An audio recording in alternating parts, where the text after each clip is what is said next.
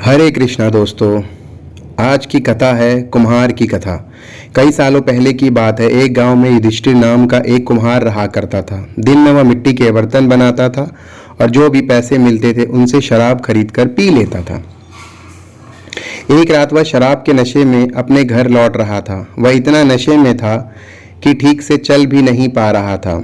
अचानक उसका पैर लड़खड़ाया और वह जमीन पर गिर पड़ा। जमीन पर कांच के टुकड़े पड़े थे, जिनमें से एक टुकड़ा उसके माथे में घुस गया। उसके माथे से खून बहने लगा। इसके बाद कुम्हार किसी तरह उठा और अपने घर की ओर चल दिया। अगले दिन जब उसे होश आया तो वह वैद्य के पास गया और पट्टी करवाई, दवाई ली। वैद्य ने कहा, घाव गहरा होने के कारण इसे भरने में समय लगेगा। पूरा भर जाने के बाद भी इस घाव का निशान नहीं जाएगा। इसके बाद कई दिन बीत गए। अचानक उसके गांव में सूखा पड़ गया। सभी लोग गांव छोड़कर जाने लगे।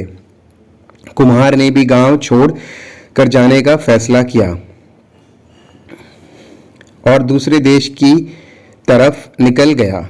नए देश में जाकर वह राजा के दरबार में नौकरी मांगने गया। वहां राजा ने उसके माथे पर चोट का निशान देखा और सोचा, यह जरूर कोई पराक्रमी योद्धा होगा और दुश्मन से लड़ते समय इसके माथे पर चोट लगी होगी। यह सोचकर राजा ने उसे अपने दरबार में एक खास जगह दे दी और उस पर विशेष ध्यान देने लगे। यह देखकर राजा के दरबार में मौजूद राजकुमार, सेनापति और अन्य मंत्री उससे जलने लगे। ऐसा कई दिनों तक चलता रहा। एक दिन शत्रुओं ने राजा के महल पर हमला कर दिया। राजा ने अपनी पूरी सेना को युद्ध के लिए तैयार किया।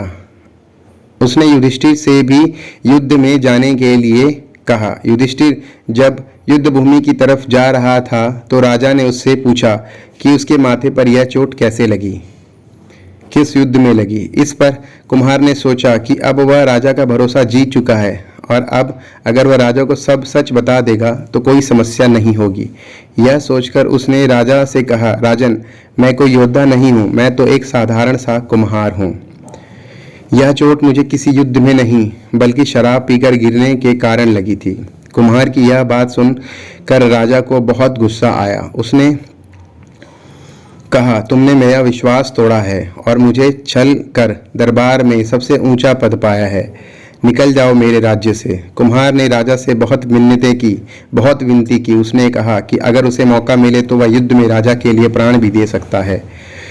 राजा ने कहा, तुम चाहे जितने भी वीर और पराक्रमी हो, लेकिन तुम शूरवीरों के कुल से नहीं आते। तुम्हारी हालत शेरों के बीच रहने वाले उस गीदड़ की तरह है जो हाथी से लड़ने की जगह उससे दूर भागने की बात करता है।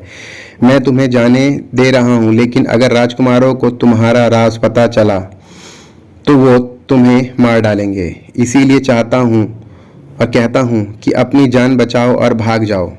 कुम्हार ने राजा की बात मानी और तुरंत उस राज्य को छोड़कर चला गया। तो दोस्तों, इस कहानी से हमें क्या शिक्षा मिलती है? हमें इस कहानी से यही शिक्षा मिलती है कि हमें अपना जो राज है वो हमेशा छुपा के रखना चाहिए, और या तो फिर हमें अपने राज को पहले ही बता देना चाहिए ताकि इससे किसी को कष्ट न पहुंचे। कहानी सिर्फ जो हमें आखिरी सीख मिलती है वो यह मिलती है कि इस कहानी से कि इंसान की असलियत ज़्यादा दिन तक छुप नहीं सकती। एक न एक दिन राज खुल ही जाता है। हरे कृष्णा दोस्तों, अगर आपको ये कहानी अच्छी लगी हो तो प्लीज़ हमारा चैनल सब्सक्राइब करें, लाइक करें और शेयर करें। धन्यवाद। हरे कृष्णा, हरे राम, राम राम, जय श्री राम प्रभु।